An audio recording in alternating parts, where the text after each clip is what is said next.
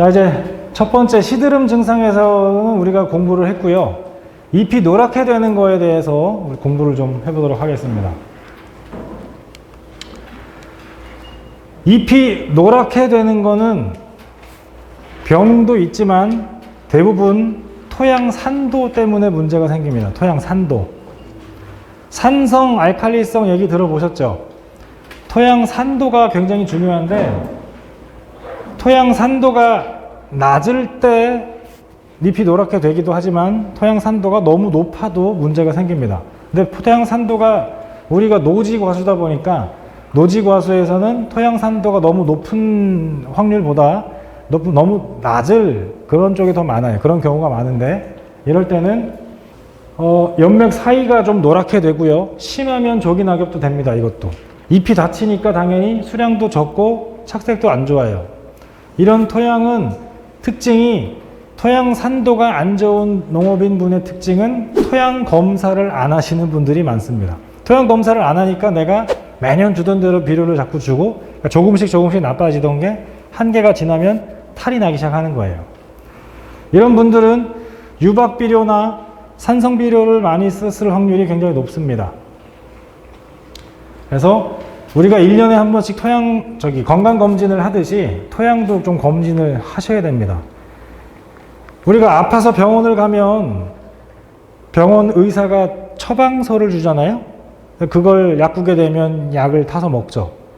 똑같이 여러분들께서 내 밭의 토양을 가지고 769 농업기센터로 와서 분석을 맡기면 분석한 결과를 드리는데, 그것도 처방서예요. 처방서. 어떤 처방서? 비료 사용 처방서입니다. 그거대로 비료를 쓰면 큰 탈이 없어요. 근데 내가 자꾸 쓰던 대로 하다 보면 조금씩 차이가 생기고, 그러다 보면은 토양이 안 좋아지는 경우가 생깁니다. 토양 산도를 좀 이해를 해야 되는데, 산도라는 얘기는 토양의 수소가 얼마나 녹아 있느냐가 산도예요.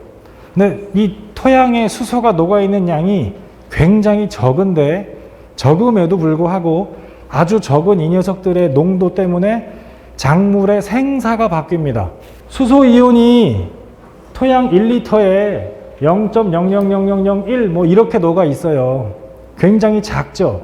그러니까 이 적은 만큼 내가 옆 사람한테, 야, 우리 밭에 수소가 0.00001만큼 있어, 이렇게 얘기하기가 힘들잖아요. 그래서 소수점 하나, 둘, 셋, 넷, 다섯, 여섯째, 소수점 6째짜리니까 pH 6 이렇게 표현을 하는 겁니다. 전 세계에서 자연과학 세상에서는 요 작은 소문자 P가 소수점 단위 지수로 표현한다는 게 국제적인 약속이에요. 그래서 PE, pH, P5 뭐 이런 거 막 여러 가지가 있습니다. 그러면 이게 소수점 단위니까 pH 5와 pH 6은 숫자 1 차이긴 하지만 이게 지수의 개념이니까 10배 차이인 거예요. 10배. 그래서 우리 옆집의 토양이 6.0이고 분석을 해봤더니 pH가 내 밭의 토양은 5.0인데 저 밭이랑 내 밭이랑 1밖에 차이 하니까 별거 아니지가 아니고 10배나 내가 많은 거예요. pH는 숫자가 작을수록 수소가 많습니다. 수소가 많다는 얘기는 산성이란 얘기고요.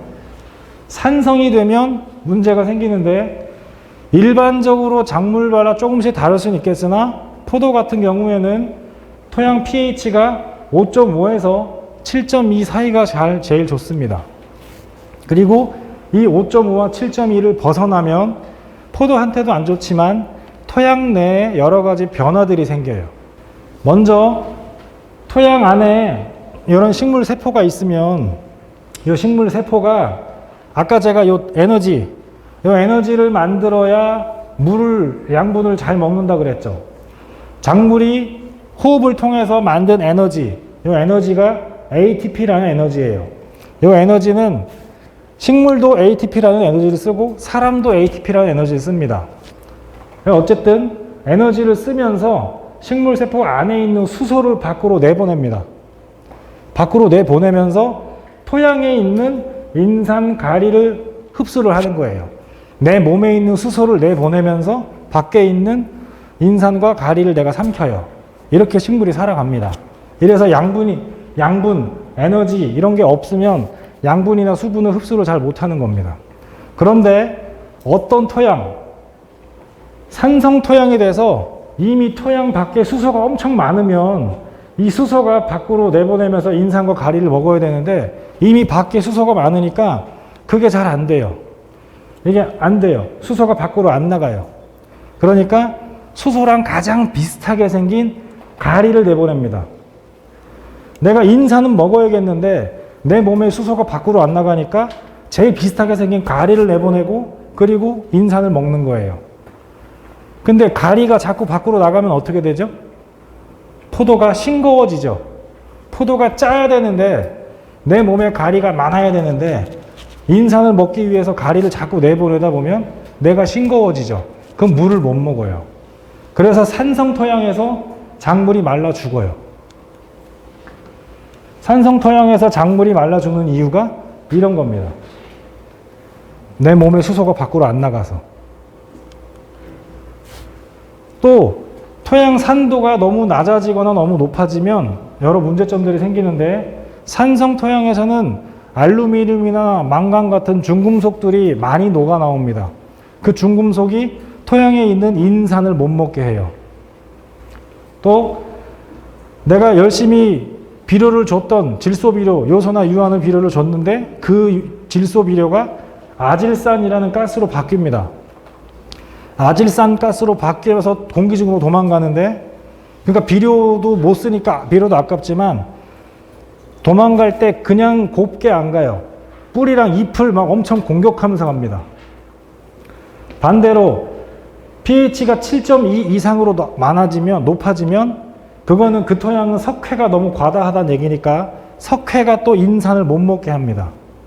그리고 아까는 요 pH가 낮을 때는 아질산 가스가 피어났는데 높을 때는 암모니아 가스, 똥냄새 나는 거 있죠? 화장실 갔을 때 나는 그걸로 밖에서 또 다 날아가요. 근데 이 녀석들도 곱게 안 갑니다. 고추 이파리 보이시죠? 잎 끝이 이렇게 누렇게 다 탔죠? 막 방울방울 타고. 이게 아질산 가스 피해인데 새벽에 고추밭이나 포도밭에 가면 이슬이 맺혀 있죠. 근데 그 토양이 pH가 너무 낮으면 아질산 가스가 막 나옵니다. 그 아질산 가스가 이 이슬에 되게 잘 녹아요. 이슬에 녹았다가 아침에 해가 뜨면서 이슬이 마르면 마를수록 농도가 점점 진해지고 그러다가 이파리가 타는 거예요. 이렇게. 이슬 맺힌 부분만 타는 겁니다. 이렇게. 심하면 고추밭 전체가 이렇게 됩니다. 고추 다 다시 해야 돼요. 여기. 하나도 못 삽니다. 이 집은 부숙이 덜 된 퇴비를 너무 많이 썼어요. 물 빠짐도 별로 안 좋았고요. 포도도 마찬가지입니다. 잎 끝이 누렇죠. 잎이 이렇게 닫혔으니까 광합성 똑바로 못 하겠죠. 광합성 못 하니까 색깔 안 오죠. 매년 유박을 쓰셨던 분이에요. 반대로 암모니아 가스도 피해가 되게 심합니다. 고추 모종 다 죽었죠. 오이, 토마토 상태 안 좋죠. 잎이 허옇게 다 탔습니다. 포도 역시 마찬가지예요. 아까 포도는 잎 끝이 노랬는데 지금은 잎 전체가 하얗게 됐죠. 암모니아 가스 피해가 더 심합니다. 석회를 너무 많이 줘서 그래요. 석회를.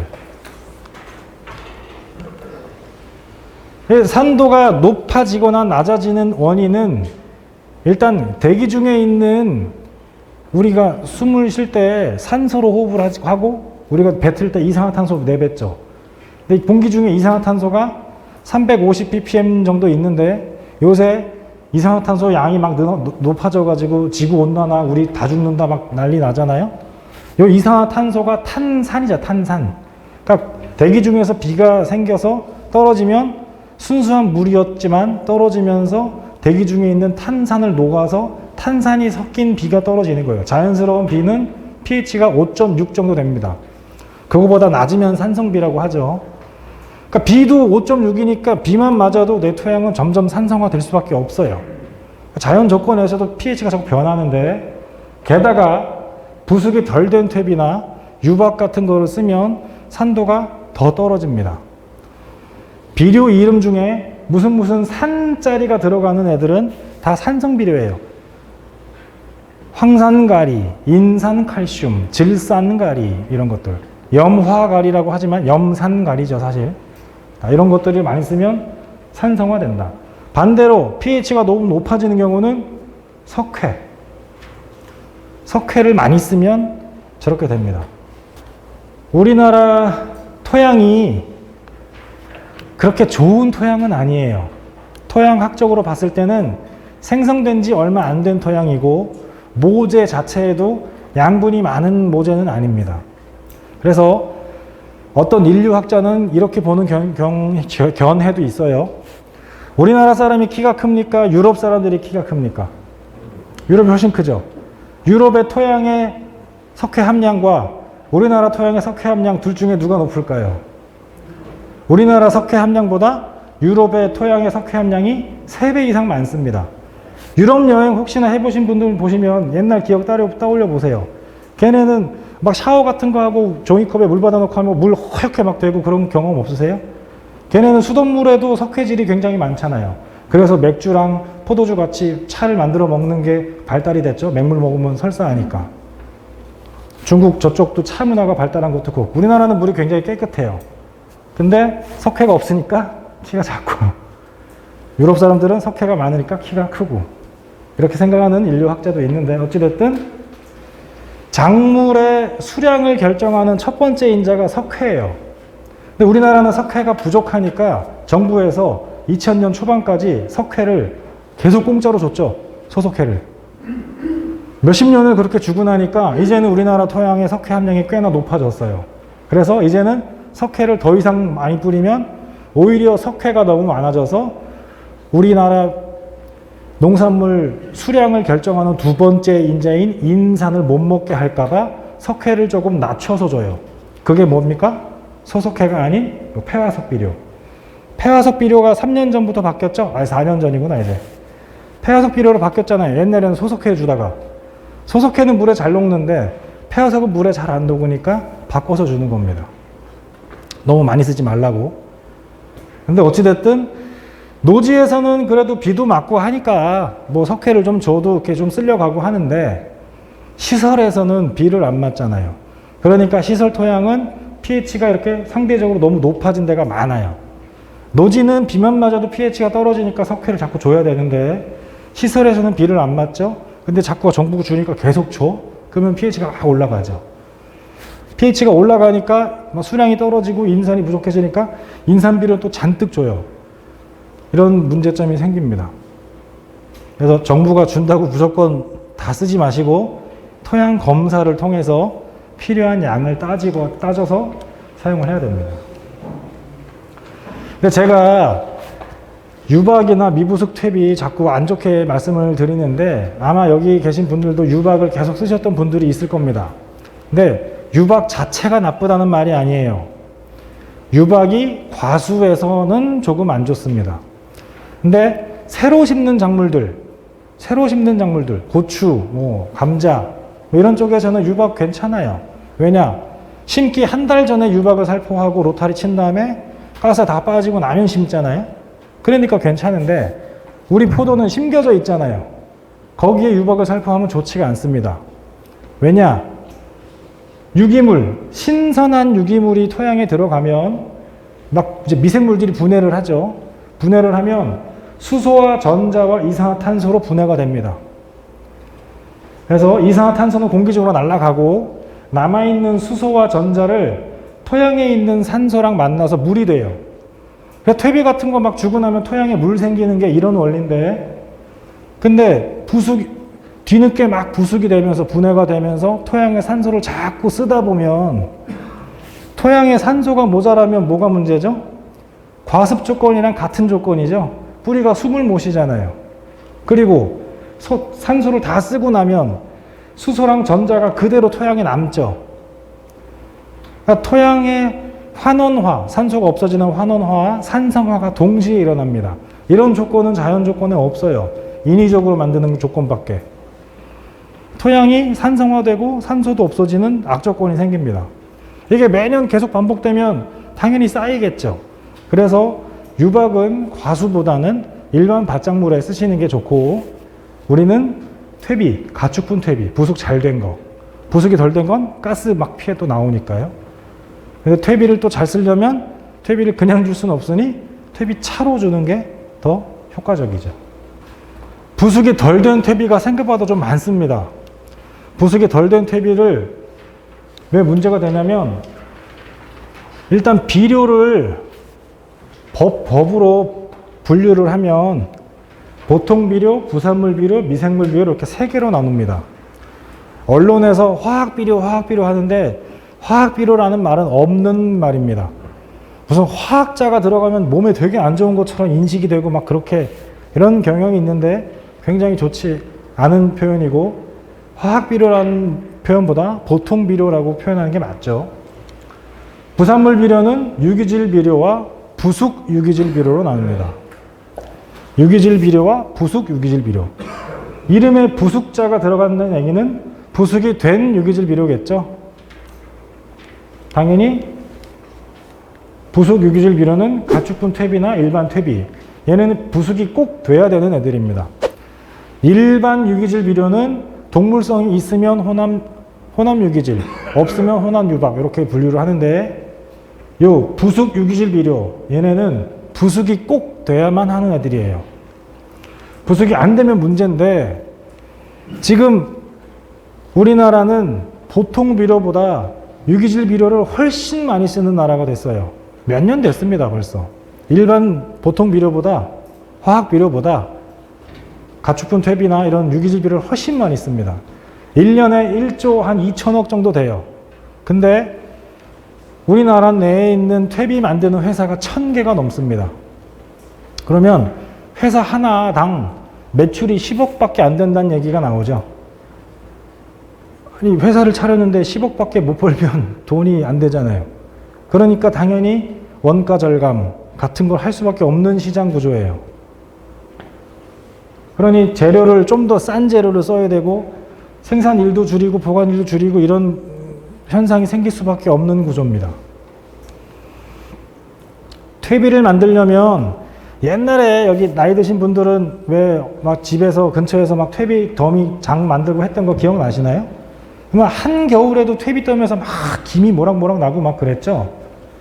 퇴비는 만들 때 1, 2, 3단계로 구별을 할 수가 있는데, 1단계에서는 전분이나 단백질 같이 분해가 잘 되는 애들이 분해가 되면서 온도가 점점 올라가고, 2단계 고온기가 되면서 셀룰로스나 펙틴 등 분해가 좀 잘 안 되는 애들, 그리고 분해가 되면서 이 고온에 뭐 미생물들, 나쁜 균들도 다 사멸하고, 막 잡초 C나 뭐 해충 C, 알 이런 것도 다 사멸하고 이렇게 되는 과정을 거치고, 3단계 이제 퇴비 온도가 점점 내려가면서 제일 분해가 어려운 리그닌까지 분해가 되는 이런 단계를 거칩니다.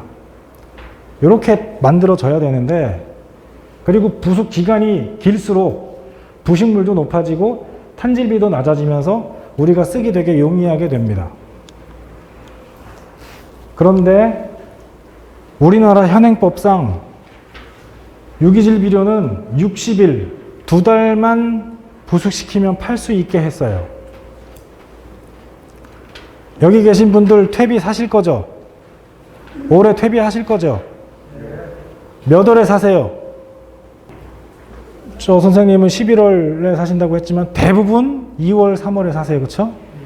그러면 내가 1년에 매출 10억, 20억밖에 안 되는 작은 회사인데 돈은 아껴야 되는데 2달만 부숙시키면 팔 수 있고, 근데 내 고객이 2월 달에 산다. 그러면 언제 만드실래요? 닥쳐서 만들 거 아니겠어요? 오늘 날씨가 좀 풀렸지만 어제 그저께 추웠죠? 이렇게 추운 날 이 고온기가 형성이 잘 될까요?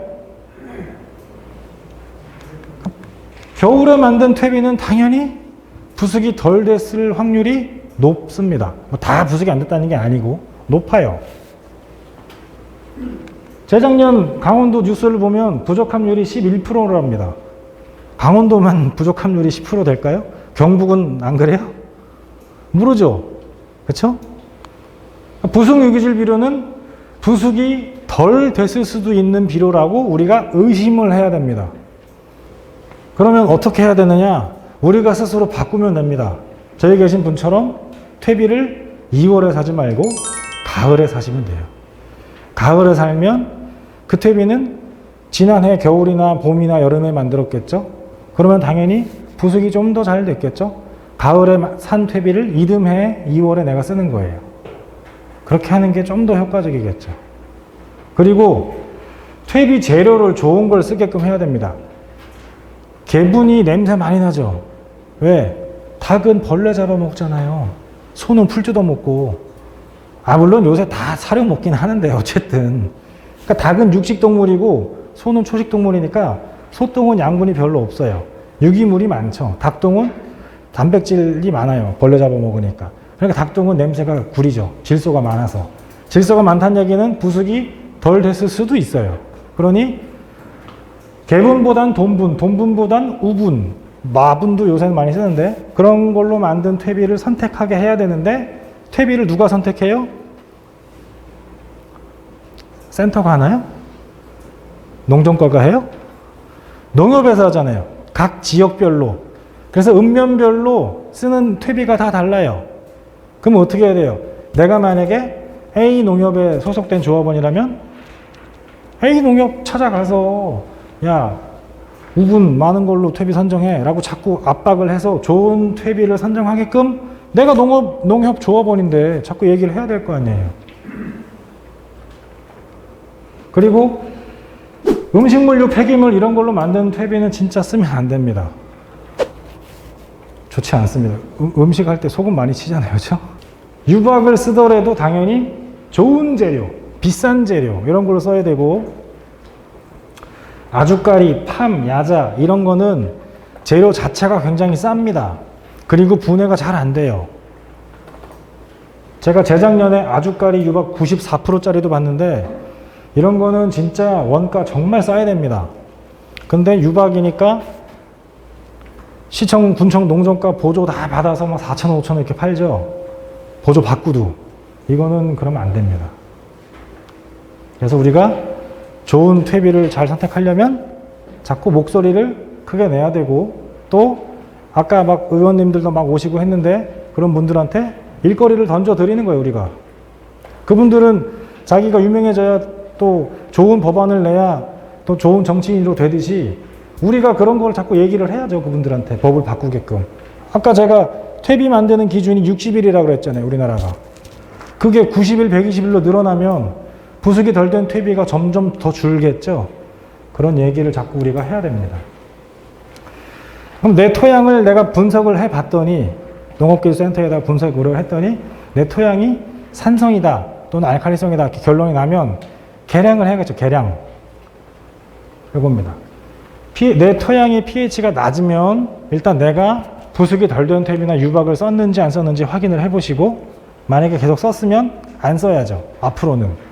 그래서 산성비료 같은 거 썼는지도 확인하시고 그 다음에 내 토양의 산도를 높이려면 석회만 주면 됩니다. 생석회가 아닌 소석회를 줘야 돼요. 소석회.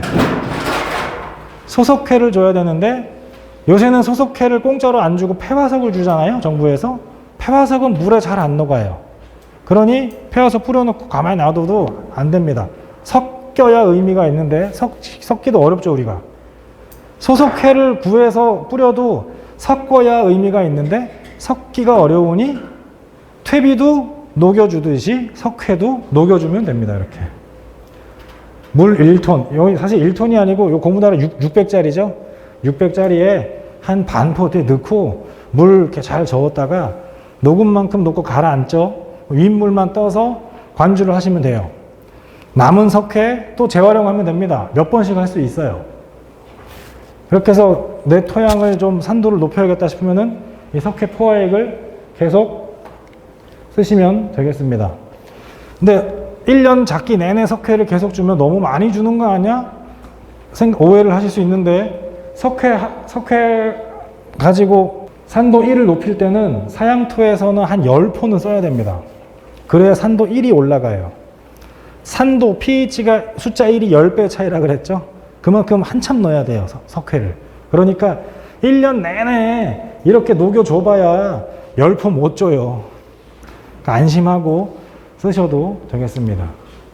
반대로 내 토양이 산도가 너무 높으면 산도를 낮춰야 되니까 산을 써야 됩니다. 산성비료에 산을 써야 돼요. 근데 질산비료를 먼저 쓰면 그 질소가 암모니아로 바뀌어서 막 도망가면서 잎을 막 때리니까 질소비료는 나중에 쓰시고 가스로 바뀌지 않는 인산부터 줘야 돼요. 그리고 pH가 높으면 석회가 인산을 못 먹게 한다 그랬죠. 그러니까 안 그래도 없는 인산도 공급하고 인산으로 산도도 낮추고 그 다음에 이미 날아가고 도망가고 없는 질소비료를 주는 거죠. 이런 딸기밭에 pH가 8.3씩 되게 높았어요. 그래서 인산가리랑 인산청백을 주고 마지막에 질산가리로 양분을 줬더니 이렇게 살아납니다.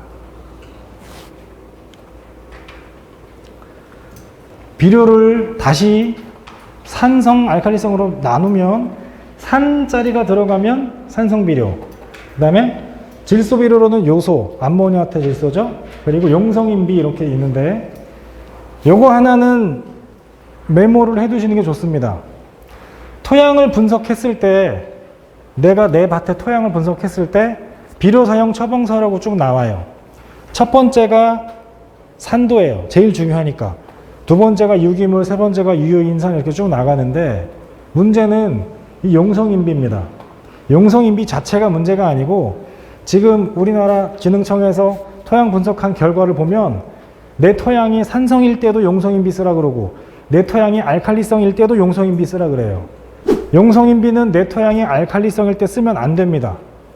왜냐? 용성인비는 제가 알칼리성 비료라고 해놨죠. 용성인비는 인산 비료에 석회가 들어있어요. 그러니 내 토양이 알칼리성인데 석회를 또 주시면 안 되잖아요. 내 토양이 알칼리성일 때는 용성인비가 아니고 인산이나 인산가리를 써야 됩니다. 인산 칼슘도 좋긴 한데 어차피 칼슘이 석회니까 인산가리를 쓰는 게 더 좋죠. 근데 지금 비료 사용 처방서에는 내 토양이 산성이든 알칼리성이든 다 용성인비로 나오기 때문에 그거는 좀 주의해서 쓰시기 바랍니다.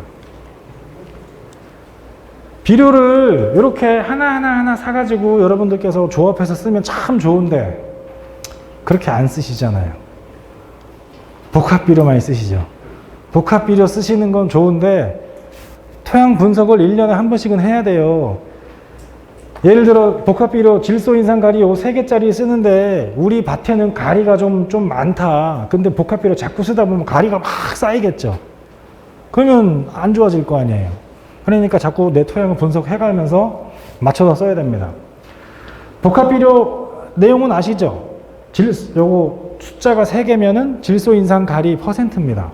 가끔 5개짜리도 있어요. 5개짜리는 네 번째가 보통 고토, 마그네슘, 5번째 건 붕소나 뭐 황이나 철일 수도 있습니다. 이걸 보고 쓰시면 되는데 이런 복합비료 숫자 말고 이런 숫자가 있어요. 괄호가 있어요. 괄호 12, 7, 9, 9에 괄호가 있죠. 그리고 황산가리 함유 이렇게 되어 있습니다. 이게 뭐냐면 이 대괄호는 황산가리가 한 30-40% 정도 혼합되어 있어요. 가리비료가 황산가리 아니면 염화가리예요. 근데 이렇게 되어 있습니다. 동그라미나 소괄호는 황산가리가 100%로 만들어진 애들입니다. 그럼 앞서 얘는 무슨 가리? 그냥 숫자니까 염화가리 100%. 그쵸? 얘는 염화가리 100%, 염화가리 27%죠. 얘도 염화가리 7%. 얘는 황산가리가 30% 정도 있는 거. 근데 황산가리가 왜 중요하냐면 포도는 맛있는 향을 만들어야 되잖아요, 우리가. 그렇죠? 과일에는 향이 있어야겠죠. 사과, 배, 복숭아, 딸기 뭐 다 마찬가지입니다. 참외도 그렇고. 향을 내려면 향을 만드는 아미노산을 만들어야 되는데 그 아미노산을 만드는 그 황, 시스테인이나 메사이온인의 황이 필요합니다. 근데 우리는 향을 만드는 과일을 만드는 사람이니까 당연히 염화가리보다는 황산가리를 써야 되죠. 일본이 기분 나쁘지만 우리보다 농사 잘 짓죠. 그렇죠? 일본의 과수 경지 면적이 우리나라 과수 전체 면적의 2배가 좀 넘어요. 근데 일본이 황산가리 사용량은 우리나라의 10배가 넘습니다. 아직도 염화가리를 과수해서 너무 많이 써요. 황산가리를 쓰는 게 좋습니다. 염화가리는 나쁘냐? 아니죠. 유박도 나쁜 게 아니듯이 염화가리도 나쁜 건 아닙니다. 어디에 쓰느냐? 향이 필요 없는 애들, 벼, 감자, 고추, 옥수수 뭐 이런 쪽에 쓰시면 되겠습니다. 인삼비료를 사러 가시면 구용성 이런 단어가 있어요. 가용성이란 단어도 있어요. 수용성은 물에 녹는 애들이고 가용성은 산에 녹는 애들이니까 뭐 그냥 수용성이랑 비슷하다고 그냥 생각하셔도 됩니다. 구용성은 구연산 암모늄 용액에 녹는 애들이에요. 얘들은 기름 성분에 녹는 애들이고 굉장히 천천히 녹는 애들이다 이렇게 생각하시면 됩니다.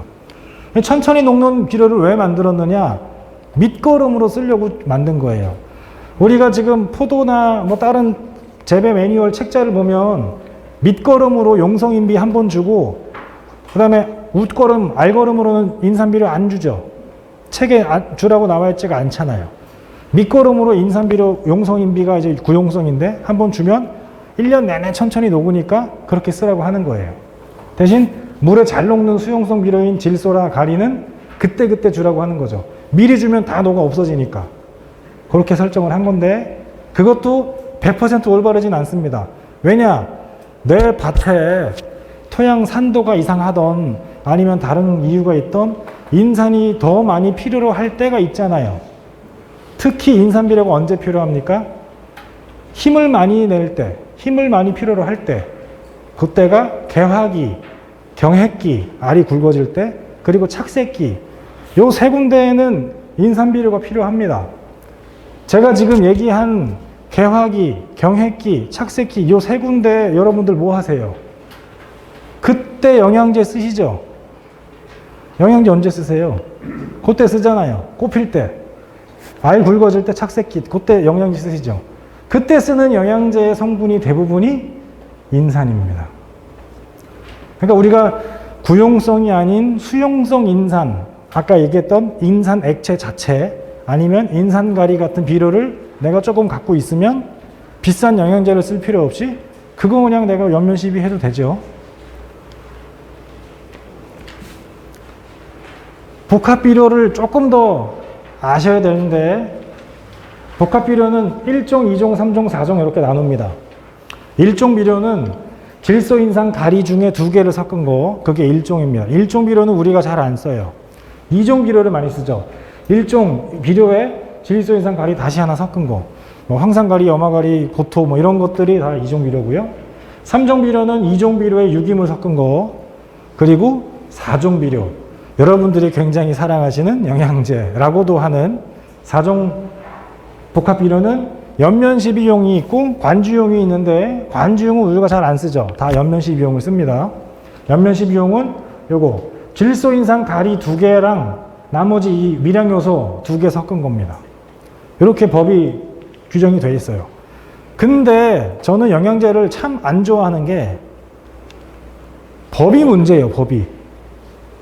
여기 보세요. 미량요소 복합비료가 수용성 붕소가 0.05%, 수용성 몰리브덴 0.0005%. 옆에 거도 마찬가지예요. 지금 시중에 돌아다니는 영양제의 대다수는 이 회사가 꼭 보증해야 되는 성분 2개만 표시하면 됩니다. 법이 그렇게 약해요. 그러면 이거 99.95%는 뭘로 만든 겁니까? 이게 질소비료예요? 가리비료예요? 인산비료예요?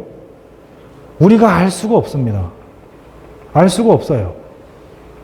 아니 동네 슈퍼 가서 라면을 하나 사도 뒤에 나트륨이 몇 미리그램, 단백질 뭐 지방이 몇 그램고 뭐 다 나오는데 아니 우리가 라면만 먹어요? 얘 포도에 쓸 거 아니에요?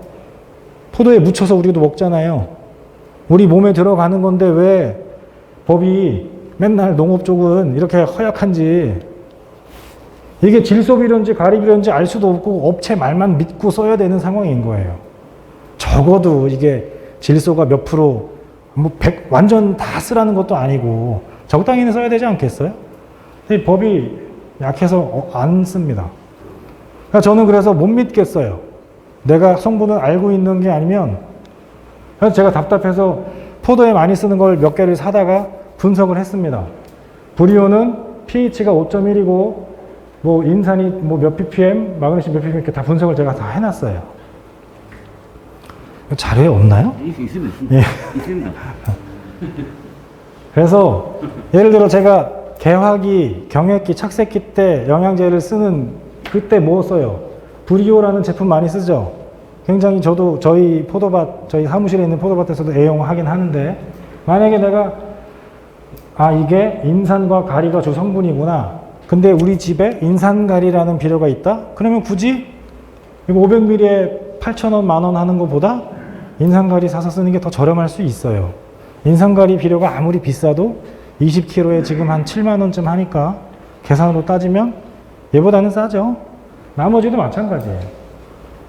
그러니까 간편하게 정확한 농도를 맞춰 쓸 거면은 이런 거 제품 사서 쓰시고 내가 알고 좀 더 저렴하게 하겠다라고 하면 단비를 사서 내가 직접 만드는 것도 괜찮습니다.